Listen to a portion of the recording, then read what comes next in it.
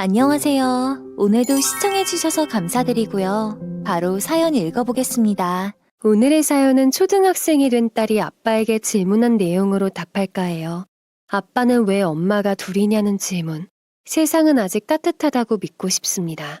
너 때문에 평생 어머니가 얼마나 가슴에 멍해가 되셨는지 알긴 아냐. 어떻게 낳아주신 부모님 가슴에 비수를 꼽고 지 혼자 잘 먹고 잘 살겠다고. 인간이 그렇게 살면 벌받아.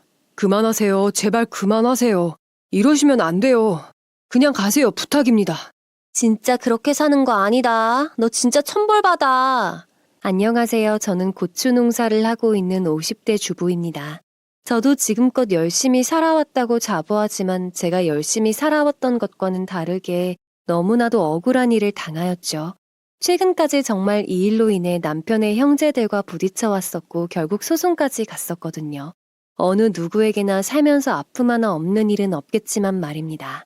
남편이나 저나 평범하게 사는 것을 원했던 사람들이었지만 인생 사는 내 마음대로만 되지는 않더군요.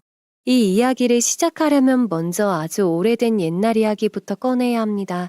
지금부터 제 이야기 잘 들어주시길 부탁드릴게요. 유독 힘들었던 우리 집 이야기, 오늘 속 시원하게 한번 풀어보려고 합니다. 벌써 50여 년이 다 돼가는 아주 오래된 옛날, 남편을 낳아주신 시부모님은 지금 우리가 살고 있는 이 마을의 부모님을 이어 형님과 함께 터를 잡고 살게 되었어요. 신랑의 조부모님께서는 당시 외동이셔서 부모님으로부터 모든 재산을 다 물려받으셨고 어느 정도 자산이 있는 상태로 그 옛날에도 조금 여유가 있는 삶을 사셨다고 해요. 그리고 조부모님께서 두 분의 아들을 낳았는데 그중 한 분이 바로 우리 시아버님입니다. 시아버님께는 형님이 한 분 계셨고 큰 시아버님도 같은 마을에 함께 사셨죠. 두 분은 부모님께서 물려주신 땅을 유산으로 물려받게 되었죠. 당시에는 장자 우선으로 가던 시대라 큰 시아버님의 지분이 더 많았다고 해요. 큰아들이 제사도 지내고 집안 대소사 관리를 하다 보니 예전에는 그렇게 진행이 되었다고 해요. 원래 신랑의 조부모님께서 물려주신 땅의 비율이 7대 3 정도로 나누어서 받으셨다고 하더라고요. 대를 못 이으면 지가 지발로 나가든가. 뭐 잘했다고 밥이 목구멍으로 넘어가는지 모르겠다. 에휴, 예전에는 여자가 시집 와서 남의 집 대를 끊어놓으면 친정아버지가 와서 빌고 있었다. 부끄러운 줄 알아야지. 뭘 잘하고 있다고 자리를 떡 버티고 앉아서는. 우리 시댁과 큰댁에는 각각의 문제가 있었어요. 먼저 큰댁의 문제는요. 그 시대에 있었던 뿌리 깊은 남아선호 사상으로 인한 아들 문제로 비롯된 거였죠. 원래 큰 집에서 대를 이어야 한다는 장자 우선이 우리나라에는 뼛속 깊이 박혀 있으니까요. 하지만 큰아버님 댁에는 딸밖에 없었어요. 그마저도 자식 10을 낳았는데 전쟁 중에 그 10명 중에 7명이 굶어 죽거나 병들어 죽고 남은 자식도 전부 딸이었어요. 지금도 여전히 우리나라에 뿌리 깊게 남아있는 사상이지만 그때는 남아선호 사상이 정말 심할 때였죠. 큰 집인데 아들이 없어서 그런지 큰어머님도 시할머님으로부터 구박도 많이 받으셨다고 해요. 소금까지 얼굴에 뿌리시면서 친정으로 쫓아낸다고 으름장을 놓으셨을 정도라니 그 상황이 오죽했을까 싶어요. 게다가 당시에는 정말 가난할 때라 먹을 것도 없어서 아이를 낳아도 굶어 죽는 일이 허다했다고 합니다.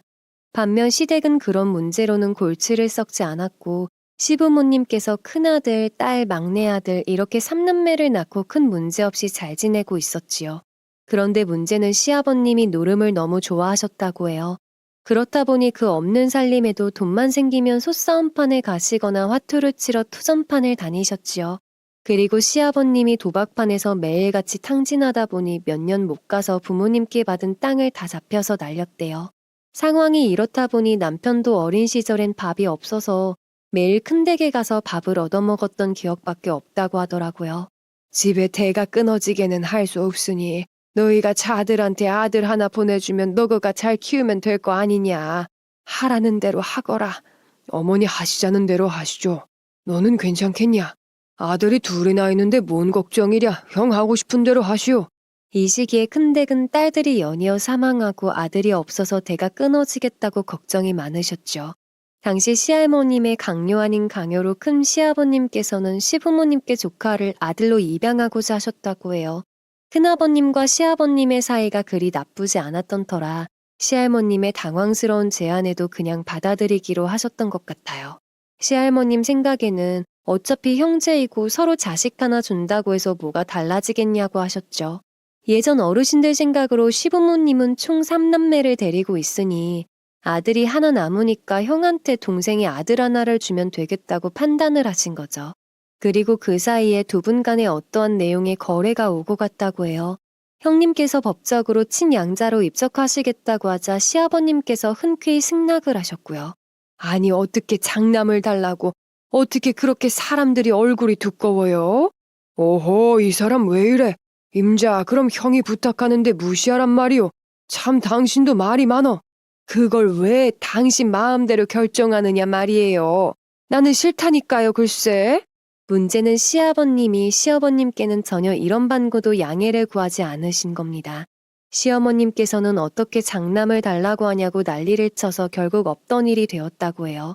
이 일 때문에 시할머님이 또 불벼락처럼 화를 내셔서 한바탕 집이 난리가 났다고 합니다. 그래도 대를 이어야 된다는 시할머님의 불호령에 결국 막내 아들인 남편이 큰집 호적으로 입양으로 가는 것으로 일이 마무리되었다고 해요. 이때 큰아버님과 시아버님이 사전에 이야기했던 당시 논 새 맞이기를 주고 말이죠. 딸과 아들을 거의 맞바꾼다지만 그 시대 때는 더러 이런 일이 있었어요. 시어머님이 난리를 치면서 반대했지만 완강한 시아버님의 고집을 꺾지 못하셨고 당시 집안 형편이 너무 어려웠던 시아버님은 땅을 받고 막내 아들을 큰 집에 넘기는 것에 시원하게 동의하셨다고 합니다. 하지만 시어머님은 끝내 그 부분이 마음에 들지는 않으셨겠죠. 당시 논 세마직이면 돈으로 따져도 정말 엄청난 금액인지라 시어머님도 끝내는 승낙을 하시고 진행이 된 부분이라고 하더라고요. 자식이 없던 큰댁은 남편을 호적에 입양하고 나서 정말 친아들 이상으로 끔찍하게 잘 챙겨주셨다고 해요. 남편은 집에서는 거의 존재감이 없었다고 하더라고요. 그런데 큰댁에서는 학교도 다 보내주시고 남편을 입양함과는 별개로 가난한 시부모님 대신 아주버님과 신호학교까지도 전부 학비를 보태주셔서 학업을 마칠 수 있었다고 하더군요. 재우야 돈 걱정하지 말고 공부는 하고 싶은 만큼 끝까지 하거라. 그네비가 도와줄 수 있는 만큼은 최선을 다해서 도와줄 테니 후회하지 말고 할 수 있을 때 해보려무나. 감사해요 큰아버지. 열심히 하겠습니다. 그렇게 입양을 가게 된 남편은 자신의 형제들과는 다른 삶을 살게 되었다고 해도 과언이 아니었어요. 끊임없이 챙겨주시고 살뜰하게 보살펴주시는 큰아버님과 큰어머님 지원 아래 당시에는 돈 때문에 생각도 못할 서울로 유학을 보내주셔서 서울권에서 학교를 다녔거든요. 그때 저도 만나게 된 거고요. 저는 평범하게 작은 서점에서 일하고 있었는데 종종 찾아오는 남편과 연이다 연애를 시작하게 되었지요. 남편과 처음에 연애를 하면서 남편의 속사정을 듣고 많이 힘들었겠구나 싶은 생각이 들었습니다. 사실 부모님이 네 분이나 되는 거니까요. 하지만 남편은 어느 쪽 부모님도 서운하게 해드리지 않게 해드리고 싶어 했어요. 옆에서 제가 지켜봐도 정말 성심을 다해서 진심으로 부모님께 잘하려고 노력하는 남자였죠. 비록 서울 쪽에서 학교를 다녔지만 방학 때는 늘 시골에 내려가 있었고 큰댁과 시댁의 남편은 최선을 다했습니다. 남편이 고등학교를 졸업하고 서울에서 잠깐 공장에서 일한 적이 있었는데 이때 함께 고향집에 인사를 처음 가게 되었죠. 그때 제가 느낀 건 큰어머님과 시어머님 사이가 약간 안 좋으신가 보다 하는 점이었습니다. 그건 이런 일이 있었기 때문이에요. 처음 인사를 갔는데 남편이 먼저 큰아버님과 큰어머님께 인사를 드리자고 하더군요. 아무래도 큰집 어르신들이 더 연장자시니까 남편이 하자는 대로 따랐지요. 큰댁에 가서 인사를 드리니까 큰어머님이 밥을 차려주시는데 밥을 먹고 나서 시댁에 가서 인사를 드리려고 하니 큰어머님께서 마늘을 주시더라고요. 시어머님께서 필요하다고 하셨다면서요. 그래서 저는 그 마늘을 들고 시댁에 갔어요. 어머님, 이거 큰어머님이 주셨는데 어머님 가져다 드리라고 하셨어요. 세상에 이게 버리는 걸 준 거야 뭐야? 이걸 누구 먹으라고 이딴 마늘을 보냈어? 내가 뻔히 김치할 때 쓰겠다고 했는데 어떻게 이렇게 곪은 걸 준다니? 그리고 누가 쟤를 낳았냐? 내가 엄마야? 자기가 엄마야? 왜 허구한 날 인사는 자기가 먼저 받으려고 저렇게 나대고 그러는지 난 이유를 모르겠다. 그러게 말이야. 자식이 없으니 부러워서 어떻게든 부모인 척을 하고 싶나 봐. 진짜 완전 별꼴이지 엄마? 옳게 줄 좀 잘 서. 누가 자기 남편을 낳아줬니? 인사는 당연히 시댁 먼저 오는 게 맞는 거지. 이건 올케가 100% 잘못한 거야. 그 집에서 밥을 먹고 오면 기다린 우리 엄마는 뭐가 돼? 제가 봤을 땐 분명히 멀쩡한 마늘이었는데 시어머님이 유독 민감하게 반응하시는 것 같았습니다. 저는 마늘 겉면만 봤으니 속 안에 골문 게 많아서 화가 나셨나 싶었어요. 하지만 그날 밤 함께 마늘을 까면서도 유심히 보았지만 상태는 좋았습니다. 쉴 새 없이 큰어머님 흉을 보는 시어머니와 신우를 보면서 두 분의 사이가 정말 좋지 않다는 것을 느꼈지요. 게다가 이날 처음 만난 저에게도 인사 오면서 남의 집에서 밥을 먹고 왔냐면서 생각이 짧다고 얼마나 핀잔을 주시던죠. 밤이 늦도록 큰어머님 흉을 보는 신우와 시어머님을 보며 답답한 마음이 들었답니다. 또 이때 남편이 일해서 번 돈을 모아서 두 어머님께 용돈을 준비해 갔었는데 이로 인해 또 문제가 발생했지요. 꼬박꼬박 힘들게 모은 용돈을 모아서 드리는 거니까 무척 좋아하실 거라고 생각했는데 남편의 생각과 전혀 다른 일이 펼쳐졌답니다. 남편이 준비한 용돈을 드리고 시어머님이 그것을 받으시자마자 역정을 내시는 겁니다. 정말 옆에서 난처하고 민망한 기분이 들 정도였습니다. 그래 왔냐? 너 낳아준 엄마가 누구냐? 저쪽 집에다가는 두툼하게 봉투로 주고 나는 푼돈 쥐어주는 건 어디서 배워먹은 버르장머리야? 어머니 무슨 말씀이세요? 큰어머니나 어머니나 똑같이 넣었어요. 제가 나중에 자리 잡고 돈 벌면 많이 드릴 테니까 화 푸세요. 오랜만에 고향에 내려간다며 설레었던 것도 잠시였을 뿐 시어머님께서는 남편이 힘들게 모아서 준비해간 봉투를 바닥에 집어 던지셨습니다. 저도 너무 당황해서 순간 눈치만 보고 있었어요. 서울부터 같이 내려갔고 봉투에 들어간 돈이 얼마인지도 제가 뻔히 봤는데 말이죠. 동일한 금액을 준비해서 가서 드린 것뿐인데 어찌나 불같이 화를 내시는지 민망할 정도였으니까요. 그런데 반면에 큰어머님의 반응은 정말 180도 다르더라고요. 혼자서 생활하면서 사용되는 돈도 적지 않을 텐데 무슨 돈이 있어서 이렇게 돈을 모아오느냐고 너나 맛있는 거 먹고 쓰라고 하셨습니다.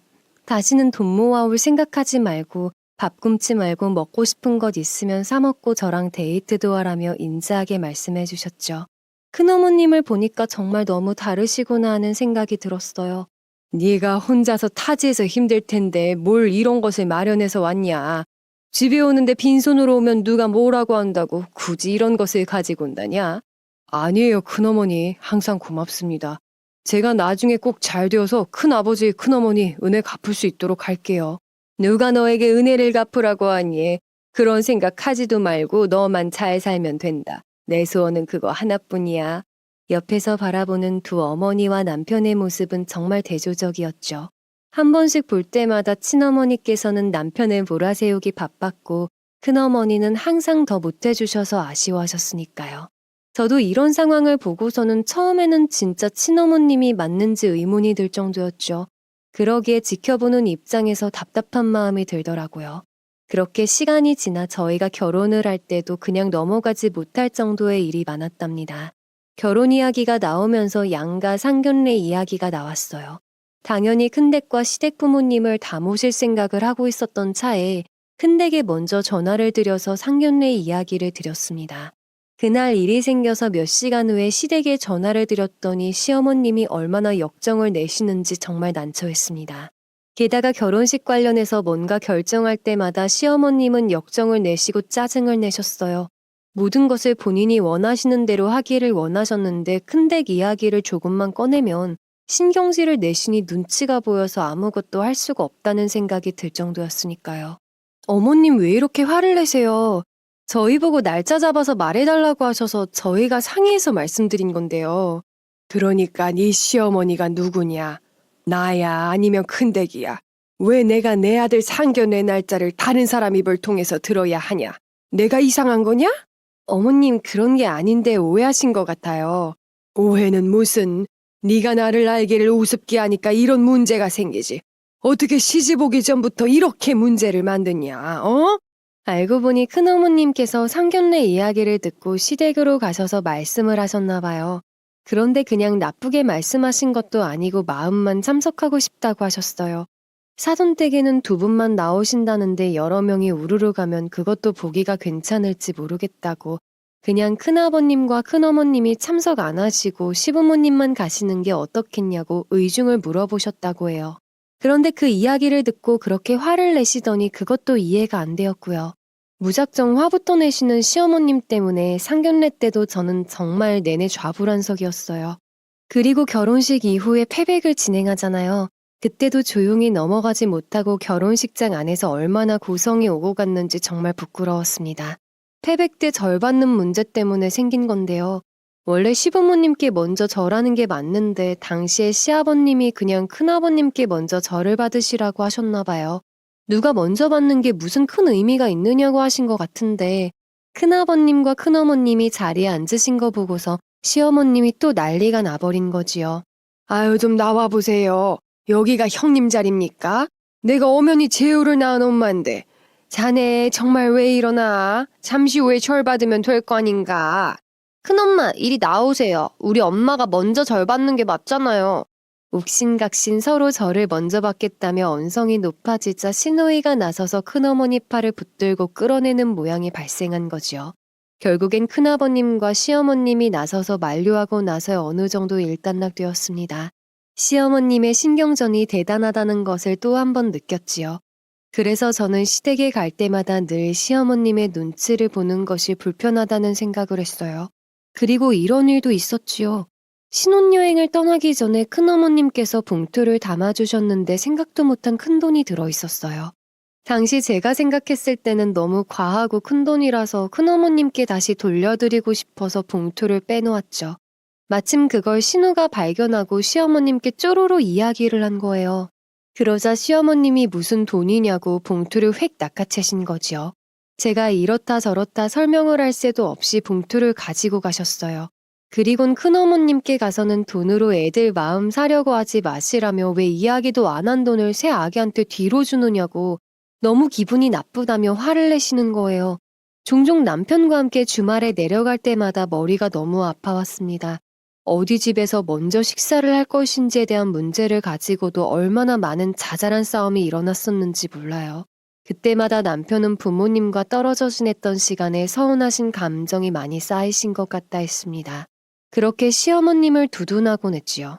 남편 역시 큰어머님은 따뜻하시고 인자하신데 시어머님은 너무 없이 살다 보니 힘에 부치셔서 많이 억세지셨다며 시어머님을 이해하려고 하는 듯 했어요. 한날은 또 이런 일이 있었답니다. 당시에는 휴가라고 해봤자 어디 멀리 가는 것은 아니었어요. 근교로 나들이를 가거나 강변으로 가서 물놀이하고 닭백숙이나 먹으면서 시간을 주로 보냈었죠. 남편이 마침 휴가라서 부모님들 모시고 바람을 쐬러 가고 싶다고 하기에 저도 이것저것 분주하게 준비했지요. 그런데 막상 휴가를 가기로 했던 당일 아침 시어머님께서 배가 아프시다는 겁니다. 하지만 이미 백숙집에 예약도 해놓은 상태인데다가 근처 고모님과 고모부님도 만나기로 한 상태라서 안 갈 수가 없었어요. 시어머님만 함께 못 가시고 큰아버님과 큰어머님, 시아버님을 모시고 강변에 가서 식사를 하고 돌아왔어요. 원래는 가서 시간을 많이 보내려고 했지만 시어머님이 아프시니까 식사만 하고 최대한 빠르게 돌아왔죠. 그런데 다녀와 보니 시누이가 눈을 흘리며 쏴붙이는 거예요. 오죽하면 그 상황을 보신 시고모님께서 저희 시어머님께 한마디를 하셨겠어요. 옳게는 며느리가 아닌가 봐? 어떻게 시어머니가 아프신데 놀러 다녀? 진짜 세상 시집알기를 우습게 하네. 요즘 세상 많이 좋아졌어. 어떻게 아픈 시어머니를 두고 놀러 갈 생각을 하는 며느리가 있는지. 말 함부로 하지 마시고 그렇게 말씀하지 마세요. 상황이 미리 약속이 되어 있어서 갔다 온 것을 왜 이 사람한테 뭐라고 하세요? 마누라 치마폭에 쌓여서는 진짜 뭘 잘못했는지 생각을 좀 하고 살아. 그만 좀 해라. 어떻게 올 때마다 그렇게 싫은 소리만 해대서는. 자네도 마음 씀씀이 좀 곱게 쓸 수 없겠는가? 자네가 이러니 얘까지 이러는 거 아닌가? 진짜 그러지 말게. 큰 사람이 속이 좋아서 지금껏 참고 있는 거지? 자네 정말 이래선 안 돼. 신우의 쏘아붙임에 남편이 한 소리를 해댔고 시고모님까지 나서서 한마디 거들었지만 신우와 시어머님은 내내 얼굴이 울그락불그락하며 씩씩대시더군요. 신우는 들을 생각이 없는지 본인 할 말만 계속했습니다. 결국 시고모님께서 그냥 먼저 자리에서 일어나 버렸어요. 옆에서 지켜보시던 큰어머님께서 걱정스러운 눈빛으로 남편을 말리는 신용을 하니 신우는 더 눈을 흘리더라고요. 이렇게 별것도 아닌 일에도 유난스러운 반응을 하는 시댁 때문에 결혼 초부터 저는 시댁에 갈 때마다 늘 살얼음판을 걷는 듯 불편했습니다. 명절 때도 이와 같은 불편한 일은 늘 반복되었지요. 아주버님이 결혼을 하지 않았던 시기라 집안의 며느리는 저 하나였습니다. 큰댁에서 제사를 지내는데도 불구하고 따로 지내겠다며 안 가시겠다고 갑자기 역정을 내시는 시어머님 때문이었죠. 저는 좌불안석하며 큰댁으로 넘어갈 수도 없고 정말 난처했어요. 그런데 큰어머님께서 기다리다 못해 전화를 하셨더라고요. 어디니? 전도 붙이고 해야 하는데 왜 안 건너오고? 아, 큰어머님 곧 갈게요. 가긴 어딜 가. 이제 며느리가 왔으면 우리도 따로 제사를 보는 거지. 어차피 아들도 없어서 제사 받을 사람이나 있나? 다 우리 집 사람이구만. 시어머님은 전화기도 내려놓지 않은 상태인데 들리라는 듯이 아들 운운하며 제사를 시댁에서 지내겠다고 큰소리치셨습니다. 시어머님 때문에 순간 큰어머님도 더 말씀을 잇지 않으시더군요. 결국 시아버님이랑 대판 싸우시고 억지로 도살장에 끌려가는 소처럼 건너가시긴 했지만 시어머님은 항상 불만이 가득하셨어요. 뿐만 아니라 큰어머님께서 힘들게 제사 음식을 준비해 놓으시면 음식을 만드는 스타일, 음식 가짓수, 음식의 맛, 제사상 하나에도 끊임없이 하나하나 마음에 들지 않는 점을 꼬집어가며 불만을 이야기하시곤 했지요. 이렇다 보니 그 상황에서 가장 난처한 건 남편이었어요. 어쩌다 남편이 입 바른 소리로 시어머님께 왜 그러시냐고 말씀을 드리면 더 언성이 높아졌습니다. 누구 편을 드는 거냐고 화를 내시고 성질을 부리시는 통에 남편도 중간에서 정말 괴로워했답니다. 그럴 때마다 큰어머님은 남편에게 신경 쓰지 말라며 항상 좋게 말씀을 해주셨어요. 하지만 저희 부부는 매번 시골 고향에 내려가는 일이 불편하고 괴로웠지요. 시댁에만 가지 않으면 평온한 나날들이었기 때문에 집에 있을 때는 고향일을 잊어버리곤 했답니다. 차라리 시댁과 연락을 하지 않는 때가 가장 평온하고 행복하다는 생각을 했을 정도니까요. 우리 부부는 정말 열심히 일을 했어요. 남편도 성실한 사람이라 항상 부지런하고 맡은 일에는 최선을 다하고 노력을 하는 사람이었거든요. 그래서 그런지 결혼 초에는 서울에서 자리를 잡고 생활할 때 정말 일이 잘 풀렸었어요. 하지만 그 시간은 그리 오래가지 못했어요. 초반에는 어느 정도 잘 굴러갔던 남편 사업이 IMF를 맞으면서 급속도로 추락하기 시작했습니다. 결국 폐업 신고를 하게 되었고 빚더미에 앉게 되었지요. 빚을 해결하기 위해 남편은 몇 년간 각종 공사판부터 하루 일당제 도배일까지 일을 가리지 않고 밤낮 없이 노력했어요. 그 덕에 다른 사람들에게 피해를 끼치지 않고 전부 변제하고 나서야 무일푼 상태로 시골로 내려가게 되었거든요. 괜찮다, 재호야. 남자가 살다 보면 그런 날도 있다. 이런 일로 기죽을 거 없다. 그래, 아버님 말씀이 맞아. 그러지 말고 아버지 도와서 농사를 해보는 것은 어떻겠냐? 큰아버님과 큰어머님은 모든 걸 다 잃고 내려온 남편을 정말 따뜻하게 위로해 주셨어요. 그리고 낙심하지 말라면서 큰댁에서 짓던 농사를 쥐어보지 않겠냐는 권유를 해주셨어요. 그 권유를 받아들여서 남편과 저는 큰댁에서 그리 멀지 않은 곳에 자리를 잡게 되었고 고추 농사를 배우게 되었습니다. 처음 해본 농사일에 서툴기도 했고 어렵기도 했지만 평생 농사만 지어오신 노하우를 하나씩 익혀나갔죠. 저희가 고추 농사를 배우기 시작한 무렵 아주버님이 찾아와서는 12조로 말씀을 하시더라고요. 야, 너 좋겠다. 이게 전부 다 이제 네 거네. 형, 이게 왜 내 거예요? 큰아버지 거죠. 큰아버지 거가 네 거지. 무슨 내숭을 떨고 그러냐? 이런 식의 비아냥에 남편도 점점 지쳐갔지요. 그래도 그나마 큰아버님이 살아계실 때는 그렇게 대놓고 사람을 피곤하게 만들지는 못했습니다. 시간이 몇 년 정도 지나고 나서 큰아버님께서 지병으로 돌아가시자마자 기다렸단 듯이 사람을 힘들게 하더군요. 그리고 이듬해 시아버님도 돌아가셨답니다. 그나마 상황을 어느 정도 중지하시던 큰아버님과 시아버님이 돌아가시자 본격적으로 수많은 문제들이 발생하기 시작했습니다. 심지어 큰아버님의 장례식장에는 시어머님이 대놓고 이런 이야기도 하셔서 친척 어르신들이 손가락질하는 상황도 있었답니다. 아니, 이렇게 가실 거면 가기 전에 내 아들이나 돌려놓고 가지. 나는 끝까지 아들 뺏긴 상태로 살아야 하네, 아이고. 어머니 도대체 왜 이러세요? 빨리 일어나세요. 지금 장례식 중이잖아요. 세상에, 저게 무슨 꼴불견이람. 진짜 아주 몹쓸 인간이네. 그래도 그렇지 자기 시아주버님 장례식에서 어떻게 저런 식의 행동을 할 수 있는 건지 대단하네. 남들의 비아냥에도 시어머님은 철벽처럼 본인 할 말 다 하시면서 자리를 버티고 계시더군요. 저는 이때 큰어머님이 너무 안쓰러웠어요. 다른 자식이 없으니 큰어머님 혼자서 온전히 그 치욕적인 상황을 다 견디셔야 했거든요. 그래도 인품 좋은 분이라 시어머님의 만행에도 찡그림 한 번 없이 잘 참아주시더라고요. 큰아버님께서 돌아가시고 나서 남편은 더욱 열심히 일을 했어요. 큰아버님께서 물려주신 자산에 조금이라도 누가 되지 않도록 말이죠. 큰아버님께서 평생 땀 흘려 벌어오신 자산을 더 키우기 위해 여러 방면으로 노력하고 교육도 받으러 다니고 있습니다. 나라에서 실시하는 교육을 찾아가서 배우고 스마트팜이라는 새로운 기술을 도입하기도 했습니다. 남편은 정말 밤낮 없이 일했고 저도 옆에서 최선을 다해서 도왔어요. 우리 노력이 하늘에 닿았는지 큰아버님이 하늘에서 돌봐주시는지 그 무렵부터 일이 술술 잘 풀리기 시작했습니다. 이 무렵 저는 남편을 도와서 농사뿐만 아니라 가공업에도 뛰어들었어요. 문득 어린 시절 외할머니께서 해주셨던 고춘물이 한 번씩 먹고 싶을 때가 있었거든요.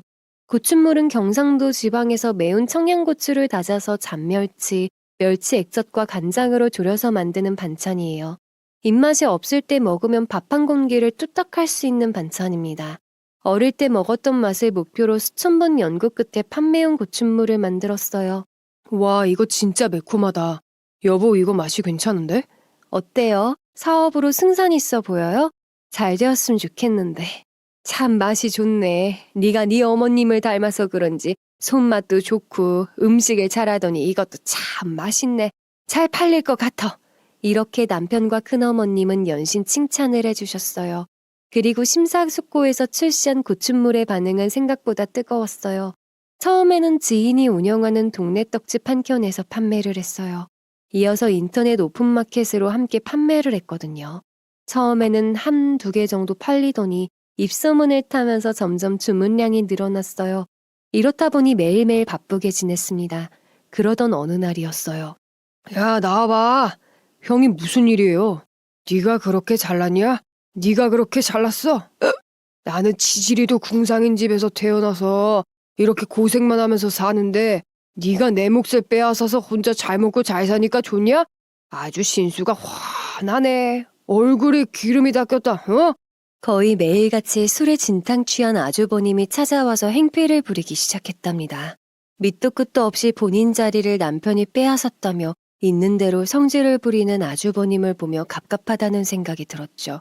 알고 보니 이 시기에 무슨 꿀사업을 하겠다며 집안에 있는 돈을 전부 끌어다가 투자했는데 뜻대로 되지 않았던 거죠. 게다가 역대급 폭우로 인해 벌통이 비에 쓸려 내려가는 바람에 집안이 휘청됐다고 합니다. 사실 이때도 주변에서 다들 벌통을 하지 말라고 반대했었고 크게 사업거리가 안 될 거라고 만류했지만 아주버님의 고집을 꺾을 수는 없었습니다. 나중에 알게 된 사실이지만 이때도 큰어머님께서 일부는 비용을 보태주셨다고 하더라고요.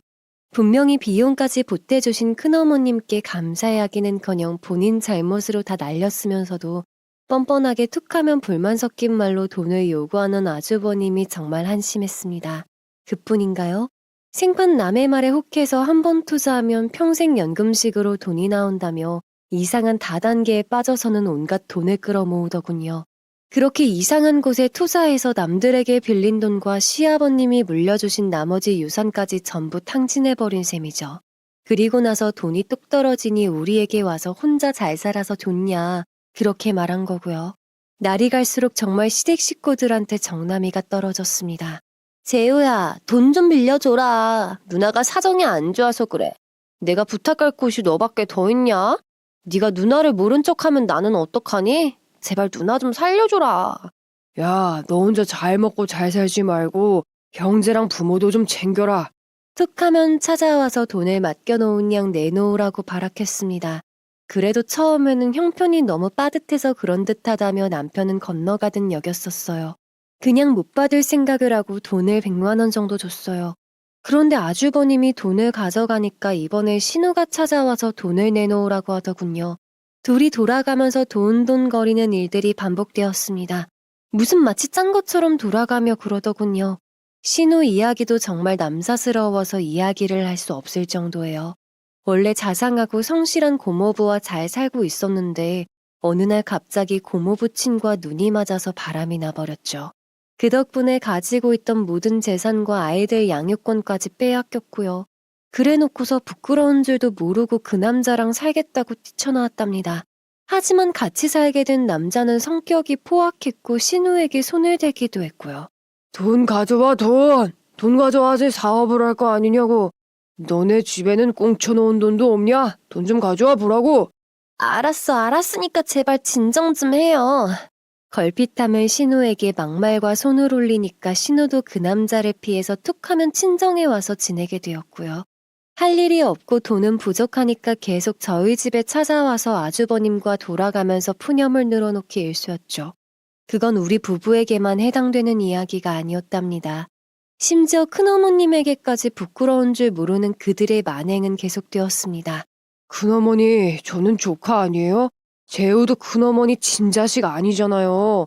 그리고 큰어머니도 우리 어머니가 다 이해해줬으니까 대가 안 끊긴 거잖아요. 집안에서 내쫓기지도 않고 사셨던 거 아니에요? 그러니까 돈 좀 보태주세요. 큰엄마, 내가 오죽하면 여기 와서 이래요. 진짜 사는 게 너무 힘들다니까요. 저 좀 도와주세요. 왜 큰엄마는 같은 조카인데 차별을 하세요? 그 무렵 큰어머님께서는 노환으로 많이 아프시기 시작했어요. 그런데 아주버님과 신우는 편찮으신 큰어머님께 찾아와서 막말을 하며 자기들 지분도 달라고 했습니다. 그런데 법적으로 남남인데 무슨 지분 타령을 하는지 어깃장에 불과했습니다. 본인들은 오로지 자신들의 의견만이 답인 양 우겨대는 통에 소통 자체가 불가능한 정도였어요. 무조건 본인들 말이 맞다고 하니 항상 고성이 오고 갔습니다. 재우야, 나는 너를 정말 많이 의지하고 살았다. 네가 있어서 지금껏 잘 살았고 고마웠다. 내가 알아보니 이만저만해서 네가 아버지가 남겨놓으신 것이 저기 서랍 열어보면 들어있다. 내가 떠나거든 하나씩 정리하고 잘 살아라. 나는 너 하나지만 잘 사는 거 보면 그거로 내 인생은 잘 산 거야. 어느 날 갑자기 큰어머님께서 남편과 저를 호출하셨습니다. 그동안 고마웠다며 마치 세상을 떠나기 전 정리하는 듯한 말씀을 하시는 겁니다. 게다가 큰어머님께서 알려주신 재산의 내용은 남편이 알지 못했던 내용이 더 많았어요. 생각보다 훨씬 많이 받게 된 재산에 남편도 놀랐고 저도 놀랐지요. 이 재산과 관련된 부분을 말씀해 주시며 큰어머님도 우시고 우리 부부도 큰어머님의 모정에 정말 많은 눈물을 흘렸답니다. 그런데 하필 이걸 엿보고 있었던 사람이 있었더라고요. 큰어머님 바로 옆집에 살고 있던 아주머니였어요. 이분은 우리 시어머니하고 많이 친하고 별명이 촉새라서 모든 이야기를 다 전하는 성격에다가 심지어 말에 살까지 붙이는 아주 나쁜 버릇을 가지고 있으셨어요. 그리고 이분은 그간 큰어머님과 시어머님 사이에 말을 전한 주동자였습니다. 이런 이야기가 오고 가면 무슨 말을 했는지 궁금해서 꼬치꼬치 큰어머니를 캐물으셨던 거죠. 외로워하는 척하면서요. 그분의 입을 타고 큰어머님이 그동안 말씀하지 않으셨던 재산 이야기가 알려지게 된 거고요. 결국 우리 남편이 받을 또 다른 재산이 있다는 소식은 시댁에도 알려지게 되었습니다. 소식을 들은 아주버님과 신우는 쌍으로 불이 나게 달려왔죠. 시부모님이 어린 시절 남편을 키울 때 정말 찢어지기 힘든 삶 속에서도 남편을 키우느라 그렇게 고생을 하셨다면서요. 키워준 값을 내놓으라고 생떼를 쓰는 겁니다. 너 때문에 평생 어머니가 얼마나 가슴에 멍해가 되셨는지 알긴 아냐? 어떻게 낳아주신 부모님 가슴에 비수를 꼽고 지 혼자 잘 먹고 잘 살겠다고. 인간이 그렇게 살면 벌받아. 그 어릴 적에 너 약하다고 어머니가 사방팔방 뛰어다니면서 약을 구하고 해서 살려놨더니 인두겁을 쓰고 이렇게 살면 되겠냐? 그만하세요. 제발 그만하세요. 저한텐 다 소중한 부모님입니다. 그게 형하고 누나 돈하고 연관될 거리는 못 되는 거예요. 진짜 그렇게 사는 거 아니다. 너 진짜 천벌받아. 엄마가 너한테 어떻게 했는데. 남편이 아주 어릴 때 몸이 많이 약했다고 하더군요. 그런데 그 시기에는 병이 한 번 돌면 동네의 어린아이들이 다 죽을 때였대요. 워낙 비리비리했던 남편이라서 당시 시어머니가 아들이 잘못될까봐 옆 동네나 성당에 우유가루를 얻으러 다녔다고 해요. 그때는 우유가루를 먹으면 아이들이 건강하게 자란다고 생각했었나 봅니다. 그리고 수십 년도 더 지난 그 일을 핑계 삼아 비용을 달라는 겁니다. 처음에는 도대체 뭐라고 하나 들어봤지요. 그랬더니 무슨 억대 비용을 말하는 거 아니겠어요. 남편도 기가 막혀서 더 상대를 안 하려고 하더라고요.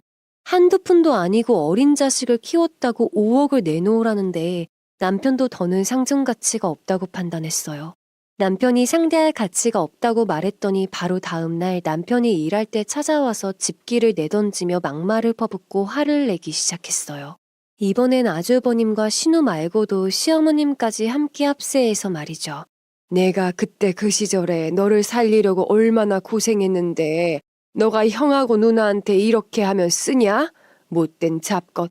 그렇게 살아서 되겠냐? 누가 네 친엄마냐? 어? 어머니 왜 그러세요? 제발 그만 좀 하세요. 이건 제 돈이 아닙니다. 야, 너 진짜 못됐다. 엄마, 이러다 쓰러지시면 얼마나 영영 후회를 하려고 그러냐? 찾아와서 여러 차례 행패를 부리고 집기를 때려부셨습니다. 본인들이 원하는 대로 뜻이 관철되지 않으니까 결국 그들은 법대로 하겠다며 으름장을 놓았어요. 그리고 과거에 큰아버님과 시아버님 사이에 있었던 돈거래와 현재 시어머님에 대한 부양을 소홀히 한다는 점을 통틀어서 소송을 시작했어요. 당시에는 지금처럼 법적인 거래에 대한 확실한 증명을 해놓기보다는 거의 수기로 작성하고 당사자끼리 아름아름 넘어가는 경우가 흔했던 시대였어요. 그리고 과거에 큰아버님이 시아버님의 재산을 빌려갔다는 자체가 터무니없는 낭설이었죠. 우리 집안 사정을 아는 사람들은 전부 다 하나같이 그게 말이 되는 소리냐고 손사래를 칠 정도였으니까요. 그러나 그들은 거침없이 무조건 빼앗긴 재산을 찾겠다며 고소하겠다고 난리를 쳤습니다. 그들이 주장하는 것은 큰아버님이 살아생전 시아버님께 갚아야 할 부분을 갚지 않았고 그에 대한 부당이득을 반환하라는 정말 억지 소송이었습니다. 게다가 이게 소송거리로는 너무 약할 것 같으니 현재 남편이 시어머님께 부양을 제대로 하지 않는다. 그리고 천륜을 저버리는 행동을 하면서 시어머니한테 입에 담지 못할 행동들을 한다면서요. 게다가 불효소송 청구 취지 내용까지 더해서 사회적으로도 인격을 매도해버리는 행위를 일삼지 않았습니다. 소송 소식을 들은 큰어머님은 너무 충격을 받으셔서 며칠을 끙끙 앓으셨고요. 처음에는 남편도 진짜 형과 누나가 이 정도로 자신을 괴롭게 할 줄은 몰랐다며 너무나 괴로워했어요. 이 소송 자체가 사실 너무 어거집니다. 너무 걱정 마시고 저도 변호사 생활이 오래되었지만 사실 이런 말도 안 되는 내용 자체는 거의 처음 보거든요. 너무 염려하지 마십시오. 진짜 저는 이해가 안 되는 것 같아요. 이 문제 때문에 온 가족들이 너무 충격을 심하게 받았고 정신적으로도 너무 괴롭고 힘드네요. 변호사님, 꼭 좀 도와주세요. 변호사님께서는 이미 소송은 벌어진 일이니 그냥 넘길 수는 없다고 말씀하셨고 또한 그동안 여러 가지의 사건을 맡아서 소송을 대리해 왔지만 이런 사건은 그동안 본 적이 없다 했습니다. 참 질이 안 좋다고 저쪽 입장에서는 쉽지 않을 승률의 소송이라고 단호하게 말씀하셨어요. 서로 소송이 오가면서 한 마을에 살려니 너무 불편했어요. 특히 신우는 마주칠 때마다 사람을 흘겨보고 내용에 대해서 잘 알지 못하는 다른 사람들에게도 없는 내용을 실제 사실인 것 마냥 소문을 냈습니다. 그런 부분들이 정말 너무 괴롭고 힘들었죠. 어머니, 큰어머님 곧 임종하실 것 같아요. 그래도 와보셔야 하지 않습니까? 제발 와서 마지막 인사하시고 서로 화해하시고 편안하게 보내드리세요. 내가 왜 그 노인네 가는 길에 인사를 하냐? 침을 뱉어도 시원찮을 인간인데. 너가 지금 그 집 구석에서 아들 노릇을 하고 있으니까 진짜 그 집 아들이라고 착각이 드는 거냐? 너도 참 생각이 없다. 나한테 전화하지 마라. 소송은 꽤 오랜 시간 진행되었는데 이 상황에서 오늘 내일 하는 큰어머님께서 시어머님을 찾으시자 남편이 시어머님께 연락해서 간곡하게 청했어요. 제발 한 번만 와보시라고 부탁했지만 시어머님은 절대 와보시지 않더군요. 되레 냉담하게 전화를 끊으시면서 막말을 하셨습니다. 큰어머님께서는 어떻게든 바로잡고 끝까지 이런 문제들을 해결하시고 싶어 하셨지만 시댁 쪽에서 응하지 않았어요. 큰어머님의 병세가 점점 심해지면서 저희도 이 문제를 송사로 진행하기보다는 어느 정도 해결해 보려고 했습니다. 하지만 이미 벌어질 대로 벌어진 사이는 수습하기엔 늦어버린 거였죠. 이 시기에 남편은 하루 종일 큰어머님의 곁을 지켰습니다. 방에 누워 계신 어머님 손을 꼭 쥐면서요. 말이 없는 남편인데 그때만큼은 어린아이처럼 많은 말을 했습니다.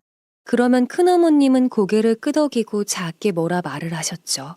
그때마다 남편은 따뜻한 미소를 보여주었지만 그 뒷모습의 어깨에는 큰 슬픔이 얹혀 있다는 것을 알 수 있었습니다. 이웃 아주머니 또한 아이고 어쩔꼬 라며 눈물을 보이셨고요. 그리고 결국 큰어머님은 가슴에 한을 못 푸신 채로 돌아가셨습니다. 큰어머님이 돌아가신 후에 다른 친척분이 마지막 가시는 길이니 와보시라고 했지만 끝내 시댁 식구들은 어느 누구 하나도 큰어머님 빈소에 인사를 올리지 않았습니다. 남편은 그 슬픔에 현실에 매일 눈물을 쏟아냈습니다. 이웃 주민분들은 그간의 사정을 다 아시기에 조문을 오셔서는 남편의 손만 꾹 곱게 잡아주셨죠. 하지만 그 이후에 현실은 더욱 남편을 괴롭게 했습니다. 큰어머님이 돌아가시고 나서도 꽤 오랜 시간을 여러 차례 재판장에 불러가며 소송이 진행되었어요. 하지만 증거도 없고 너무 오래 지난 이야기에다가 여러 번 말이 뒤바뀌었고 그들은 자기들끼리 자멸하듯이 재판장에서도 싸움을 하는 등 정말 부끄러운 모습만 보였죠. 결국 소송은 우리의 승리로 원고 측 패소로 결론이 났습니다. 재판장에서까지 생떼를 쓰는 그 지독한 모습을 보며 남편도 눈을 꾹 감아버리더군요. 내가 어떻게 키웠는데 자식이 나를 이렇게 뒤통수를 칩니까? 판사님, 내가 지를 키우느라 얼마나 고생했는데. 아이고 정말 억울해요. 억울합니다. 우리 엄마가 얼마나 고생했는데 이건 정말 잘못된 처사 아닙니까? 비고는 부모님 부양을 하지 않은 적이 없습니다. 그리고 형님과 누님도 부모님의 똑같은 자식이므로 저들에게도 부양 의무가 있습니다. 이 소송은 적격이 되지 않는 억지 소송과 날조된 주장과 증거들로 치러진 재판이며 애초에 따질 수 없는 무효입니다. 아울러 원고들이 지난 십수년간 원고와 고인이 되신 원고의 법적 부모님을 모욕한 증거들을 제출합니다. 변호사가 조목조목 팩트를 짚어 말했습니다. 그러자 끝까지 악을 지르며 이까지 바득바득 가는 시어머님과 그 옆에 붙어서 눈에 불이 난 아주버님과 신우를 보며 남편이 더욱 안쓰러워 보이더군요. 소송이 그들의 패소로 끝이 났지만 역시 그들은 멈추지 않았어요. 또 찾아와서 말도 안 되는 이야기를 하더군요. 이번엔 큰아버님의 가지고 있던 땅이 조부께서 잘못 분배를 했기 때문에 다시 나눠야 된다며 말도 안 되는 이야기를 하는 거지요. 저희 소송을 맡아주었던 변호사께서는 처음부터 20년이 지났기 때문에 유류분 청구를 비롯한 어떠한 청구도 할 수가 없다 했습니다. 더욱이 같은 건으로 계속 이야기해봤자 일사부재리 원칙에 어긋나서 소송 자체를 받아들일 이유가 없다며 전에 소송도 소송거리가 안 되는 거였지만 본인들에게 유리하게끔 이상하게 만들었다고 말하더군요. 소송 자체도 상대 법률 대리인이 거의 억지로 진행했을 뿐 애초에 승률 없는 게임이었다는 말을 하시면서 더는 신경 쓰지 말라고 하셨습니다. 소송 과정에서 남편이 계속 고통을 호소하며 정신과 치료까지 받았기 때문에 그런 부분까지 증거로 채택이 되었죠. 소송을 하면서 그 시간 동안 얼마나 고통스러웠는지 매일매일 머리가 한 움큼씩이나 빠질 정도였으니 말이죠. 결국 지루했던 소송은 승소로 끝났습니다. 남편은 정말 남이 된 듯 본인 형제들에게도 오만정이 떨어진 것 같았죠. 하지만 아주버님, 신우, 시어머님은 쉬지 않고 남편에게 연락을 했습니다. 남편은 오는 전화는 받지 않고 육두 문자가 가득한 문자에도 답변을 하지 않았어요. 그랬더니 예고도 없이 갑자기 또 찾아왔더라고요. 이날 사건이 일어났죠. 야, 너 이 잡고사. 네가 부모를 배신하고 형제를 버리고 혼자 잘 먹고 잘 살겠다고 네가 얼마나 잘 살 것 같으냐? 너 그렇게 받은 돈이 평생 네 뱃속에 붙어있을 것 같으냐? 지옥 불에나 떨어질 자식 같으니 대대손손 전부 잘못되라고 내가 빌고 또 빌 거다. 그냥 가. 적어도 사람이면 그냥 가줘. 나중에 죽어서 어떻게 큰엄마 보려고 이러는 거야? 제발 꺼지라고. 세상에, 어떻게 큰오빠한테 반말을 하고. 너 정말 정신이 어떻게 된 거 아니니? 너 정신과 다닌다더니 혹시 진짜 큰 문제 있는 거 아니야? 사람이 돈에 눈이 멀면 얼마나 일그러지게 변하는지 알 수 있었습니다. 시어머님과 신우, 아주버님은 남편에게 없는 말을 하면서 악다구니를 쓰고 달려들었다고 해요. 함께 일하던 분들이 이 상황을 목격하고 말려봤지만 이미 발악을 하는 그들을 말리기에는 역부족이었습니다. 결국 남편과 시댁 식구들은 뒤엉켜서 몸싸움을 했고 경찰까지 출동하는 큰일이 벌어졌어요. 경찰 앞에서도 그들은 멈출 생각이 없어 보였답니다. 이 잡것을 쳐넣어요. 자기 부모도 버리고 뭐가 잘못되었는지 똥된장 구분도 못하는 아주 몹쓸 것이에요. 세상에 우리 엄마. 아이고, 내가 못 산다. 아이고, 머리야. 엄마 정신 차려요. 시어머님은 대놓고 쓰러지는 신용을 하며 머리를 잡고 주저앉았습니다. 가슴이 아프다며 한참을 악을 쓰고 고래고래 소리를 지르며 결국 119를 불러달라고 하더군요. 119가 온 후에도 거동이 힘들다며 심장이 아프다고 하셨습니다. 방금 전까지 싸울 때만 해도 멀쩡해 보이셨는데 경찰이 오니까 태도를 바꾸시더라고요. 한두 번도 아니고 이 문제로 여러 번 경찰에 연락을 하니 경찰도 고개를 절레절레 저었었죠. 다음엔 주거침입으로 신고를 하시라고 되려 우리에게 먼저 신고를 권유하는 웃지 못할 상황까지 있었답니다. 지긋지긋한 그 사건이 지나고 남편의 모습을 바라보니 표정부터 겉모습까지 남편의 뒷모습은 정말 지쳐 보였습니다.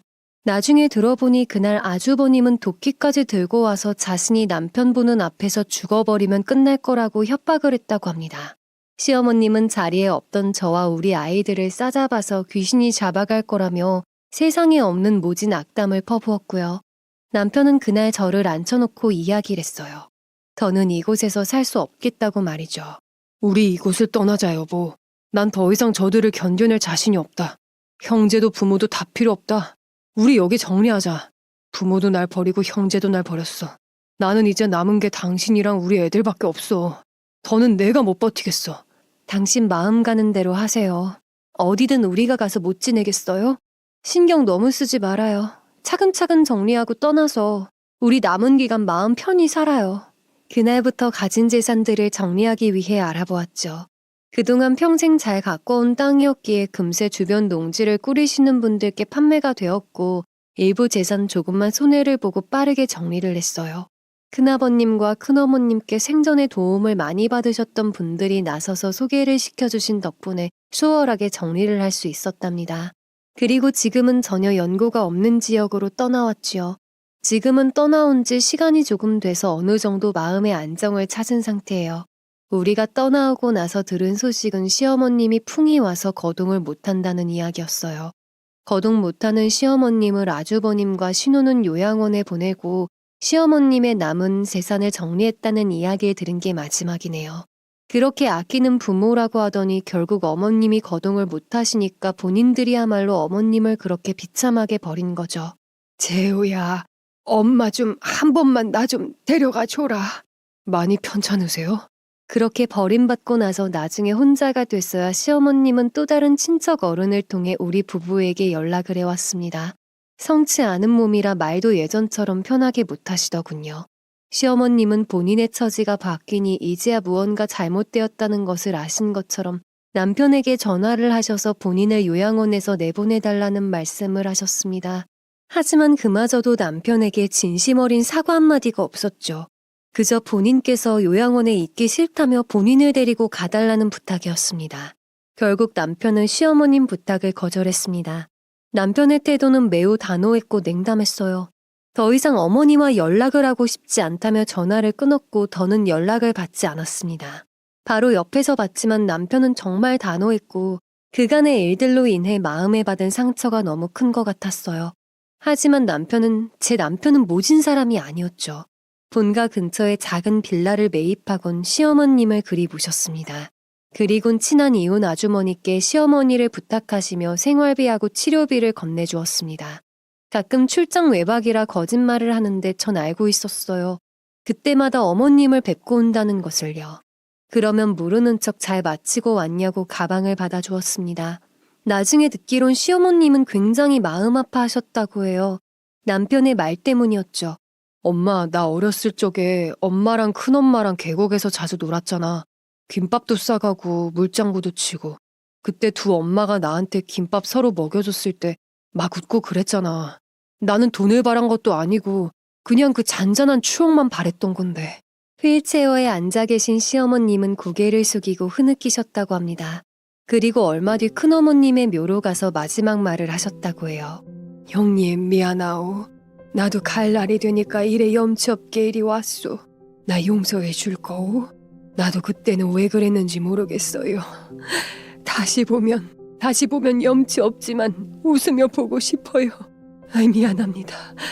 그리고 반개월이 지난 시점, 시어머니도 조용히 돌아가셨습니다.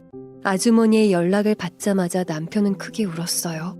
사람이 너무 슬프고 아프면 두 눈에선 폭포수 같은 눈물이 나지만 아무 소리도 내지 못한다는 것을 그때 알았습니다. 그리고 그 슬픔은 또 다른 희망으로 고갯짓을 하고 있었습니다. 시간이 흘러 두 아이가 태어나고 초등학교 갓 들어갈 나이가 되었을 때 남편과 우리 가족은 큰엄마와 시어머니 그리고 어르신들이 계신 가족묘로 갔습니다. 정성스레 차린 상차림에 주변 이웃분들도 많이 참석하시고 도와주셨죠. 그때 남편이 큰엄마, 엄마라고 조그맣게 중얼거리자 딸아이가 귀엽게 물어봤습니다. 아빠는 왜 엄마가 둘이야? 할머니들이 아빠 무지 좋아했나 봐. 그니까 엄마가 둘이지. 그치? 딸의 치기 어린 말에 이웃 주민들은 고개 숙여 흐느꼈고 남편의 두 눈에선 눈물이 조금씩 나오고 있었습니다. 아빠의 손을 지그시 잡은 두 천사는 호기심에 남편을 올려보고 있었죠. 그럼 아빠 많이 사랑해 주셨어, 할머니들이. 저기 저 할머니는 아빠를 살아있게 해주셨고 저쪽 할머니는 아빠한테 큰 사랑을 주셨고 두 분 다 아빠 엄마들이셔. 그래. 남편은 북받치는 눈물에 말을 끝내지 못했고 두 아이는 흐르는 남편의 눈물을 저 대신 어루만져 주었습니다. 그 모습에 저는 환한 슬픈 미소를 간직한 채 그들 곁으로 다가섰습니다. 그리고 그 아이들이 이제는 어엿한 대학생이 되었네요. 저는 곧 60을 바라보고요. 세상이 무겁고 따뜻하고 이런 게 인생인가 봅니다. 저 또한 어느샌가 학교를 가는 아이들의 뒷모습을 웃으며 바라보고 있으니까요. 세상에 자식을 낳았다고 다 부모 소리를 들을 수는 없는 것 같습니다. 부모는 자식의 거울이라고 하는 말이 있듯이 저 역시 자식을 키우는 엄마 입장에서 항상 조심하려고 노력을 하고 있어요. 우리 부부가 겪었던 부모는 평범한 부모가 아니었기에 많이 힘들었었죠.